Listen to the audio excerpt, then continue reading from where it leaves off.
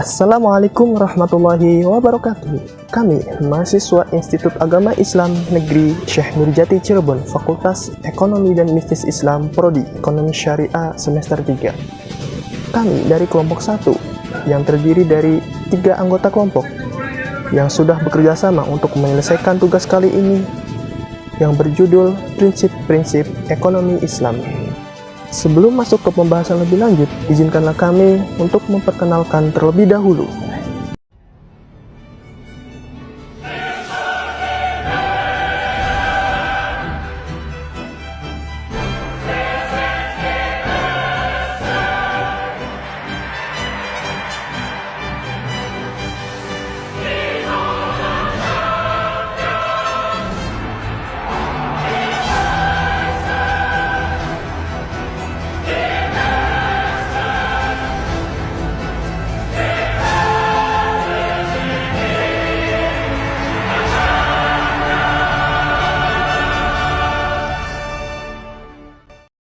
Akan memaparkan materi tentang prinsip-prinsip ekonomi Islam. Yang pertama ada Allah menentukan benar dan salah. Konsep halal dan haram merupakan prinsip dalam Islam yang diadopsi oleh sistem perekonomian Islam.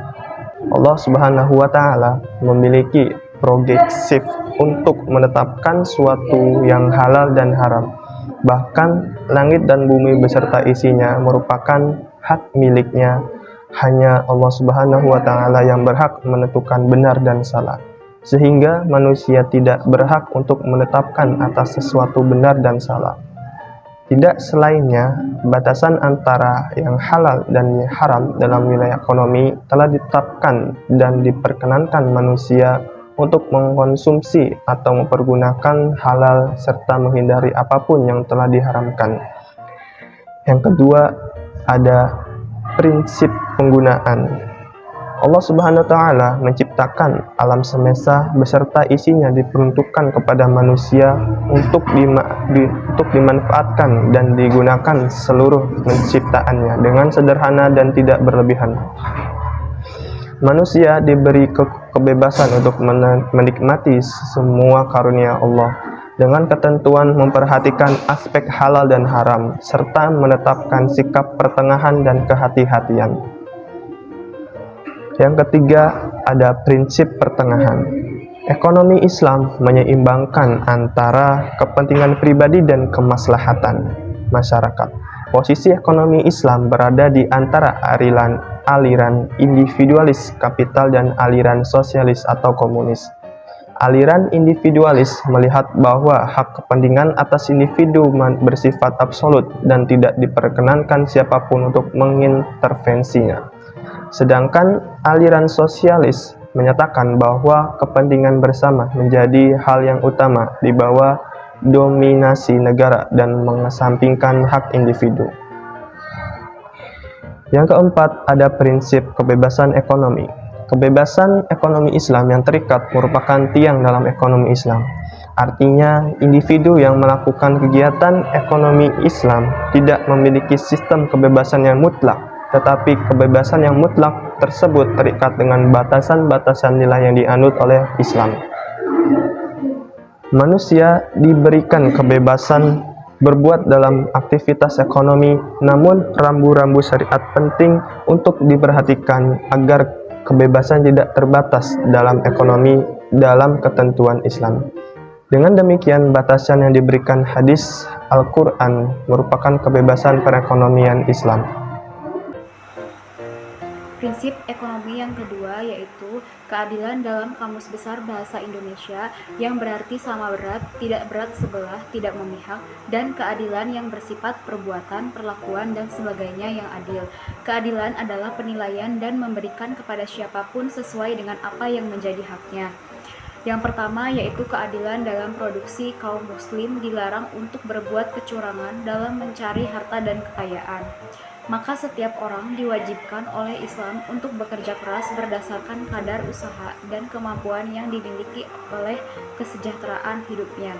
Bahkan setelah penghambaan diri kepada Allah Subhanahu wa Ta'ala, Islam mengarahkan untuk menjelajahi permukaan bumi untuk mencari nafkah, Sebagaimana hadis Nabi Muhammad SAW, mencari penghidupan yang halal merupakan tugas utama umat Islam setelah kewajiban sholat. Di samping kebebasan yang diberikan Islam untuk mendapatkan kehidupan dan memiliki harta, seseorang harus memiliki inisiatif agar kegiatan produksi yang dilakukan tidak otoritas dalam meraih kesuksesan atau meningkatkan pengaruh dan mendiskriminasi atau menzolimi orang lain. Yang kedua yaitu keadilan dalam konsumsi. Prinsip ini mengandung arti ganda mengenai mencari rezeki dan halal yang tidak dilarang oleh hukum. Artinya, sesuatu yang dikonsumsi itu didapatkan secara halal dan tidak bertentangan dengan hukum. Berkonsumsi tidak boleh menimbulkan kezaliman, berada dalam koridor aturan atau hukum agama, serta menjunjung tinggi kepantasan atau kebaikan. Islam memiliki berbagai ketentuan tentang benda ekonomi yang boleh dikonsumsi dan yang tidak boleh dikonsumsi. Yang ketiga yaitu keadilan dalam distribusi. Keadilan merupakan prinsip utama dalam distribusi atau kekayaan. Sebagaimana dalam aktivitas produksi dan konsumsi tersebut di atas, tujuan syariat Islam menganjurkan pendistribusian harta tidak lain.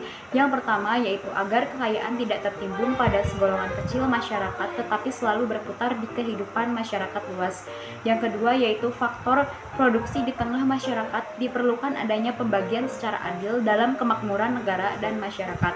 Persamaan manusia diakui dalam Islam terkait dengan perjuangan memperoleh harta kekayaan dengan bersikap adil dan tidak rasis. Setiap orang berhak dan bebas dalam mencari harta tergantung kapasitas, kemampuan, dan usaha tanpa batas sosial atau peraturan.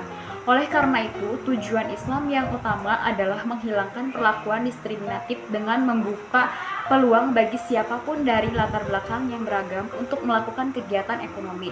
Perbedaan yang diciptakan seseorang berdasarkan kekayaan harta benda yang melampaui batas dan tidak dibenarkan dalam Islam, tetapi hanya diperbolehkan untuk mempertahankannya dalam batas wajar.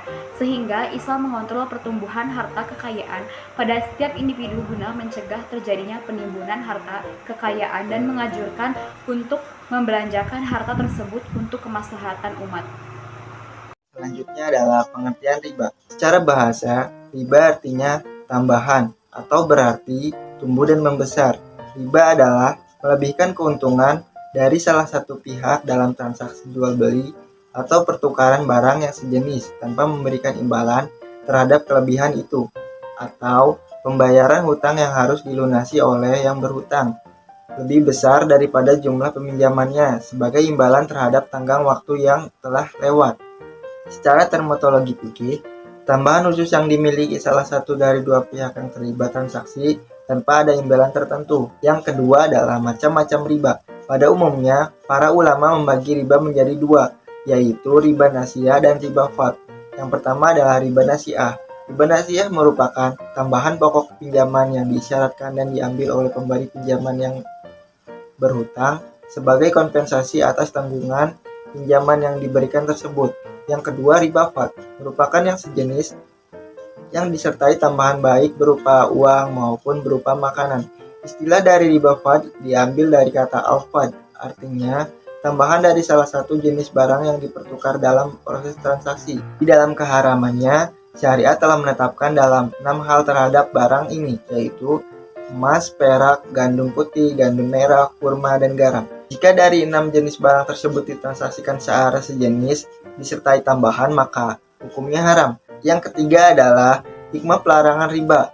1. Menjadikan pribadi-pribadi manusia yang suka saling tolong-menolong satu sama lain. Yang kedua, dengan sikap saling tolong-menolong, menciptakan persaudaraan yang semakin kuat, sehingga menutup pintu pada tindakan memutus hubungan baik antar sesama manusia. Yang ketiga, menjadikan kerja sebagai sebuah kemuliaan, karena pekerjaan tersebut sebagai sarana untuk memperoleh penghasilan. Karena dengan bekerja, seseorang dapat meningkatkan keterampilan dan semangat besar dalam hidupnya. Yang keempat, tidak merugikan orang lain yang sedang kesusahan. Karena dengan adanya riba, seseorang yang mengalami kesulitan justru semakin susah, dan lain sebagainya. Kesimpulan dari materi ini adalah, ekonomi Islam merupakan sebuah studi yang membahas tentang masalah-masalah ekonomi rakyat yang diilhami oleh syariat Islam. Penulis menjelaskan bahwa prinsip dasar ekonomi Islam ada 5 prinsip, yaitu yang pertama adalah Allah Subhanahu wa Ta'ala menentukan benar dan salah. Yang kedua, prinsip penggunaan. Yang ketiga, prinsip pertengahan. Yang keempat, prinsip kebebasan ekonomi. Yang kelima, prinsip keadilan. Di dalam ekonomi Islam, riba secara bahasa artinya tambahan ziyadah atau berarti tumbuh dan membesar.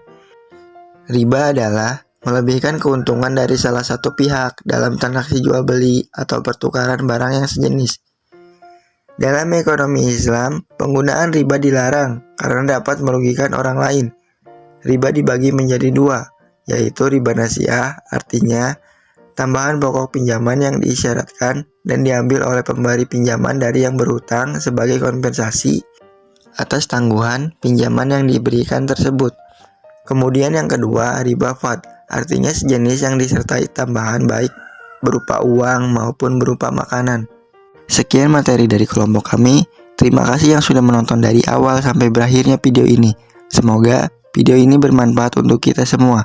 Assalamualaikum warahmatullahi wabarakatuh.